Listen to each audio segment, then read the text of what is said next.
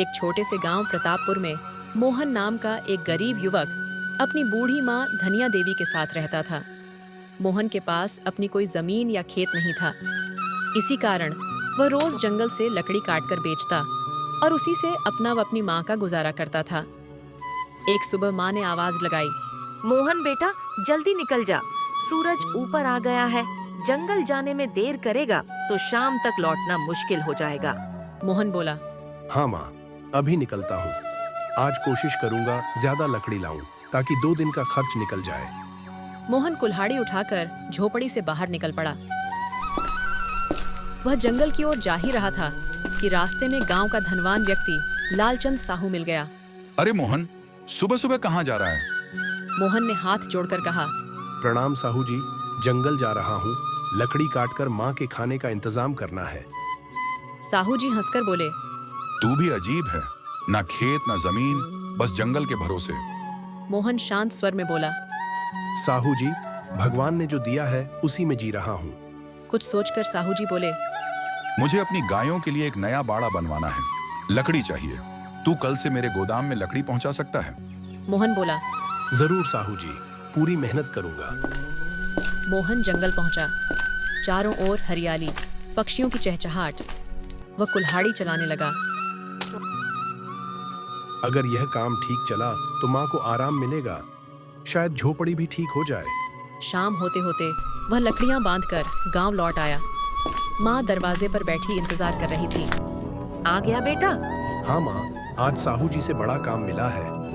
रात को अचानक तेज बारिश शुरू हो गई। ठंडी हवा में माँ को तेज बुखार चढ़ गया। मोहन, सिर जल रहा है बेटा। मोहन घबरा गया। माँ चिंता मत कर, मैं अभी दवा लेकर आता हूँ। तेज बारिश में भीगता हुआ वह साहू जी की हवेली पहुंचा।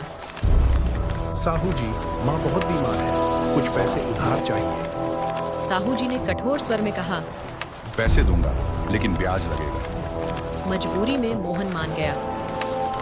पैसे लेकर वह वैद्य के पास पहुंचा, दवा ली और माँ को दी। सुबह माँ कुछ बेहतर थी। माँ ने धीरे से कहा, बेटा, बरसात में लकड़ी बेचना मुश्किल है, क्यों न समोसे बनाकर बेचे? मोहन की आंखों में उम्मीद चमक उठी। दोनों माँ बेटे ने मिलकर समोसे बनाए। खुशबू फैल गई। मोहन टोकरी लेकर बाजार पहुंचा, लेकिन पास ही पुराने समोसे वाले कालू ने चाल चली। कुछ लोगों ने जानबूझकर समोसे खराब बताए। भीड़ हट गई। मोहन टूट गया। उसी रात साहू जी ने कर्ज के बदले झोपड़ी छीन ली। माँ बेटा नदी किनारे छोटी सी झोपड़ी बनाकर रहने लगे।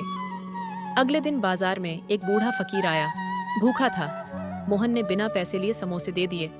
पहला निवाला लेते ही फकीर बोला, बेटा, ये तो बहुत स्वादिष्ट है। फकीर ने उसे एक जड़ी बूटी दी। इसे नेक काम में ही इस्तेमाल करना। कहकर वह गायब हो गया।